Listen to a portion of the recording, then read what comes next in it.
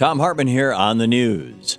You need to know this. President Obama declared the State of the Union is getting stronger last night before a joint session of Congress. But to ensure the nation continues to get better, the president laid out a series of proposals he's challenging a Republican Congress to pass and send to his desk. One is to encourage insourcing of jobs, meaning giving tax breaks to companies that bring jobs back to America while cutting off tax breaks for companies that ship jobs overseas. That proposal didn't draw any applause from the Republican side of the chamber, which seems to favor outsourcing American jobs as it makes more money for the big corporations that fund their party. The president also called for a minimum tax to be paid by multinational corporations, many of which have paid their CEOs more than they've paid in taxes over the last 3 years. Again, no Republican applause. He also called on these same corporations to ask themselves what they can do for their country. The Buffett rule also made an appearance in last night's speech as the president pressed Congress to change that tax code to ensure that millionaires and billionaires like Mitt Romney don't get by paying a lower tax rate than most middle-class Americans.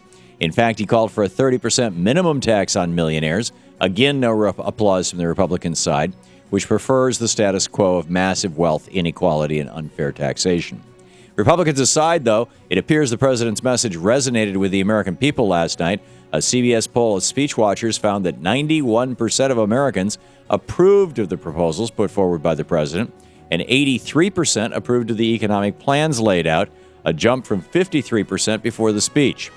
Now, what will be interesting to watch is how much money is thrown at Republicans by Wall Street billionaires and transnational corporations to block all of these initiatives from the president.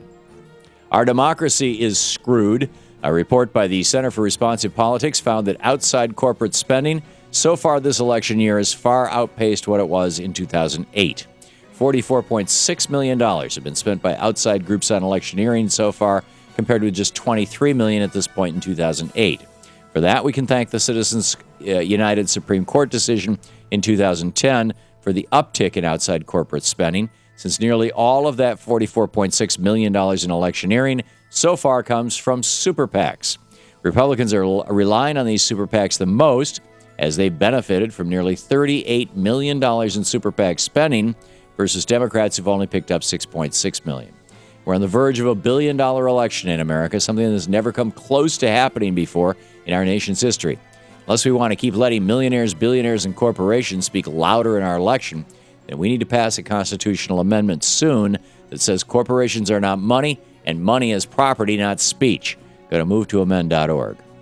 In the best of the rest of the news, across the pond, the United Kingdom took one step closer to recession. Their economy shrank by 2% in the fourth quarter last year as manufacturing slowed down and the service sector weakened. Ever since the Conservative government under Prime Minister David Cameron came to power and put in place an austerity agenda, the British economy has stagnated and crept closer to the brink of a double-dip recession. Austerity only helps the banksters, not working people and not national economies. So don't let the Republicans bring it to the United States. More trouble at Fukushima. TEPCO, the owners of the Fukushima plant, announced this week that radioactive fallout from Reactor 1 is higher this month than it was last month, indicating the situation may once again be getting worse. In December, 60 becquerels of radioactive fallout was measured around the reactor, but this month, 70 becquerels was recorded. Nearly 10 months since an earthquake and tsunami triggered a nuclear crisis at the Fukushima plant in Japan, the situation is still volatile. The ongoing nuclear crisis sends a strong message to the United States and our lawmakers, including President Obama, who seem to be still committed to a more nuclear power in the United States. We can't risk it. No nukes. Tech giant Apple blew away expectations when it released its quarterly numbers this week. The company sold more than 37 million iPhones and more than 15 million iPads, raising the company's total amount of cash on hand to nearly $100 billion. Of course, most of those profits are thanks to Apple's refusal to build its products in America, putting huge profits over patriotism. Mitt Romney definitely is Wall Street's favorite guy. Not only is he making banksters jealous by paying only a 15% tax rate on over $40 million of income, but he's also makes so much money that he joins the ranks of the 1% every single week. But beyond that, Romney's presidential campaign has received more in donations from the nation's 5 biggest banks on Wall Street than all the other presidential candidates combined.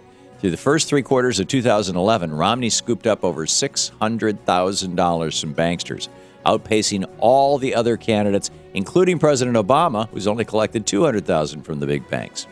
Wall Street is banking on Republicans winning the White House, as nearly 70% of its donations have gone to the Republican Party this presidential cycle, a trend that, if it continues, would mark the most lopsided spending toward one party in 2 decades of elections in America.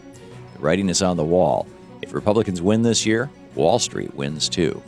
So much for the rumor of the elite liberal media. According to a report from Roll Call, the Sunday morning talk shows like Meet the Press and Face the Nation featured 200% more Republicans as guests last year than Democrats. In 2009 and 2010, Republicans were also featured more than Democrats on the morning shows, but 2011 has been the worst so far. And that's the way it is today, Wednesday, January 25th, 2012. I'm Thom Hartmann on the news.